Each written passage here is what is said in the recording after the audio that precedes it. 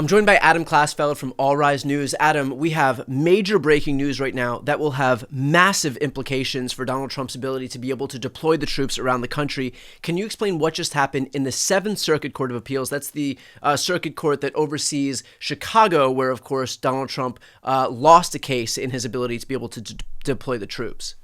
A three-judge panel, Brian, unanimously slapped down Trump's attempt to deploy the troops in Chicago.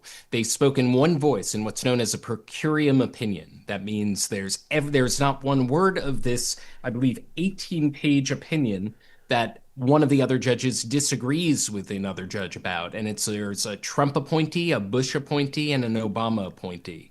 And Wow. they all said that Trump does not have the legal right. He hasn't shown that he is likely to prevail on having the legal right to send in the troops on the record that they've seen. And they stood up for the findings of the lower court.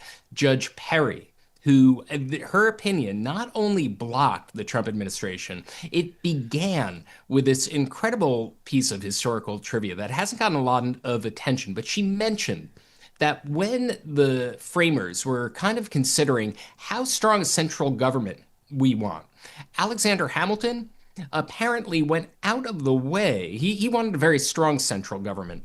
And he said that it was incendiary and crazy to think that someday a leader of the United States would come along who would send the militia of one state to another state.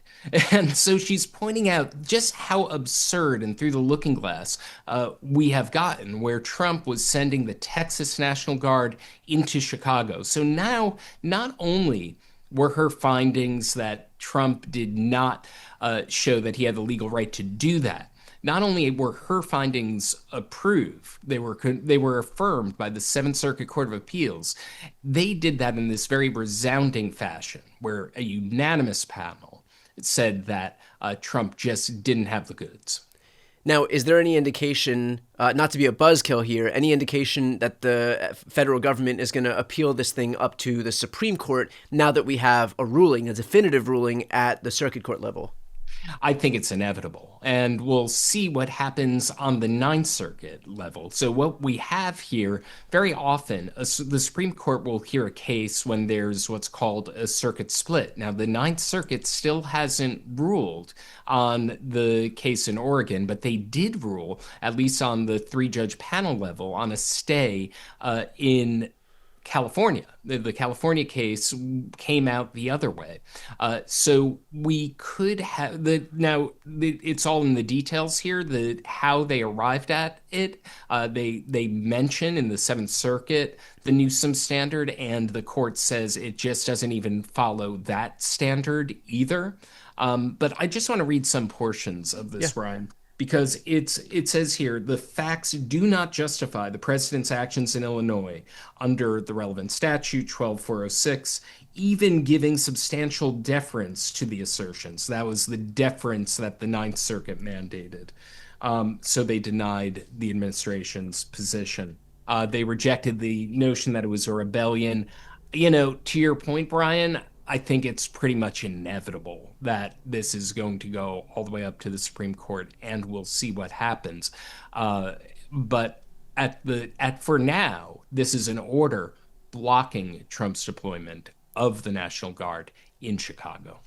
You had mentioned that the Ninth Circuit, which is overseeing the case in California and also will ultimately be overseeing the case in Portland, both of those fall into that circuit's jurisdiction, has ruled only to stay the lower court ruling. So Judge Breyer in California ruled against the Trump administration. The Ninth Circuit stayed that decision, so basically blocked the lower court's ruling from taking effect. But they haven't ruled on the merits yet. And so as we await a final decision from the Ninth Circuit, does the fact that the Seventh Circuit ruled in the way that it did against Donald Trump, might that have any bearing on how the Ninth Circuit views this ongoing case for a pretty damn analogous situation?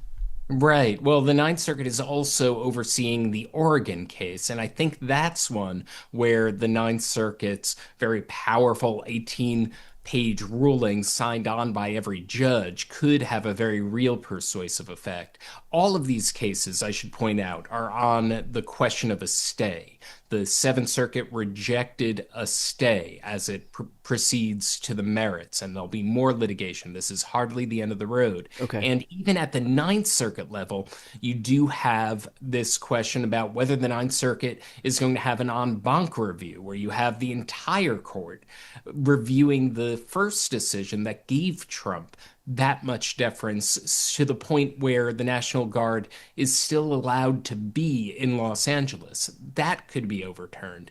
But what this does, it's a powerful ruling by all three judges, including a Trump appointee. And yes, that can absolutely be persuasive. It won't be controlling. These are different circuits, but they can absolutely persuade other appellate judges as they're considering what to do. So, Adam, with these cases that we've seen in Los Angeles, in Portland, in Chicago, the Trump administration is relying on the same conditions being met to be able to justify their troop deployment. And those conditions have to be one of either a foreign invasion, a domestic rebellion or insurrection, or a failure of the local government to be able to effectuate its laws. We haven't seen that in any of these places, although they're trying to make that case in Los Angeles. But clearly in Portland, no judge was buying it, including the judge who Trump himself appointed, said that was untethered to the facts. The judge in Chicago, Judge Perry, said the exact same thing. That's been largely upheld now at the Seventh Circuit, as we've been discussing.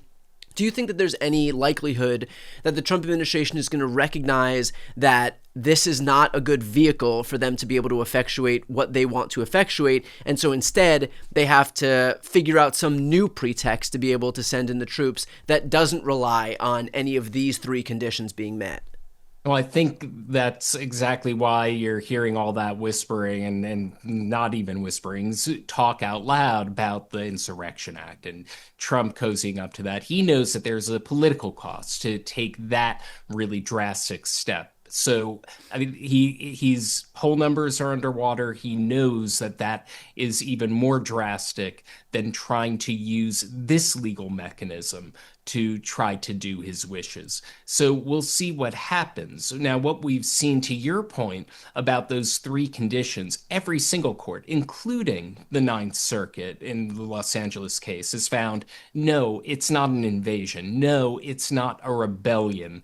Under a highly, highly deferential standard, the Ninth Circuit, in only the Los Angeles case, talked about the third prong of regular forces. I want to read a passage of this ruling that's just rejecting in really resounding language, this whole rebellion nonsense. And it just puts it aside by saying, a protest does not become a rebellion merely because the protesters advocate for myriad legal or policy changes, are well organized, call for significant changes to the structure of the U.S. government, use civil disobedience as a form of protest. And get this, Brian, they add, because this is true in this jurisdiction, or exercise their Second Amendment right to carry firearms as the law currently allows. So even under all of those circumstances, you have this three-judge panel of the Seventh Circuit saying that's not a rebellion. A rebellion is something entirely different. So you have all of the courts rejecting this overheated language from Trump and his surrogates, claiming that there's a rebellion going on, that there are terrorists running amok, that there's an invasion happening. The only one who's going to lend any credence to any of the prongs of the law that they need to fulfill, that you pointed out, were able to execute the laws with regular forces, and that was specifically in the Los Angeles context. And even that decision is under review. Right. So I think that that's something that should really be taken away from this opinion, that even beyond everything else, even beyond the different outcomes that we're seeing in Los Angeles and Chicago and Oregon, that every single court thinks that this overheated language of a rebellion and an invasion is absolute nonsense. But if this is the excuse that they used in all of these states, in California, in Oregon, and in Illinois, one has to assume that they thought that this was their best vehicle. And so what do you presume they would would defer to next, recognizing that this isn't getting them where they wanted to go. They've got to find some other vehicle to give themselves a pretext to be able to deploy the troops. And it would stand to reason that if they didn't go with whatever that is first, it's because it's not even as strong as the excuse that they're using right now. So I got to imagine if this stuff isn't working, their plan B is probably not going to be much better, right? Right. Well, one of the things, if we go back to the very beginning of all this, when they just sent in the troops into LA, the position that they were putting was that courts can't review us. The president decides to send in troops somewhere. You can't question him. You can't challenge him. And that was the point of view that was rejected. So I think that they're trying to get away the sweeping vision as far as they can bring it of executive power, of Trump cannot be questioned. And the same reason we're about to have no King's protests this weekend. That's a kind of legal position that has been rejected from every court. Will they try to resuscitate it from the Supreme Court and see what happens? I wouldn't be surprised at all. I think that they're seeing that they are going to give the maximum legal position, not seeing, hey, what is likely to work? What is a judge likely to swallow? I think that their reasoning that we've seen throughout Trump 2.0 is, let's see what the courts will let us get away with. And finally, on that point of the No Kings protest, do you think that Trump will use that protest in very much the same way that he's pointed to these minuscule protests against him in LA, Portland, and Chicago as some justification, some lame justification to be able to say, look, this is some mass rebellion against the government. We have no choice but to send in the troops right now, and use that as some pretext to do what he's failing to do legally in all of these other states? Right. Well, I remember No Kings 1.0, where Trump was saying that, and he was going to he and his surrogates were already even back then trying to frame this as a kind of terrorism threat, and we're seeing folks like Mike Johnson claiming that it's a hate America rally and using overheated terrorism language from it. One of the interesting things about that is that No Kings 1.0 happened at the beginning of the deployment of the National Guard, and there's an argument that the public protests, the fact that people went out there, was an antidote to that. It held people in line. It showed people that they weren't going to be afraid to exercise their First Amendment rights to peaceful assembly, to protest, to free speech, and that I think that we're already seeing Trump using the fact that he's being protested